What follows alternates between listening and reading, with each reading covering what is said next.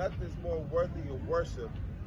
Anything, only Allah is worthy of worship. When I say inshallah, I'm asking Allah to protect my intentions.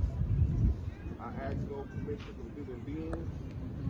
I only set my intentions with the Creator by saying inshallah what I want to do in the next few hours or tomorrow. My name is Omar Hakeem Day. I'm a community organizer here in Los Angeles.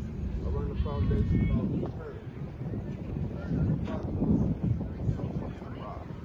Why is it the social enterprise? This is why I attach my business sense to solving everyday problems. So today, we're gonna do open heart brain surgery.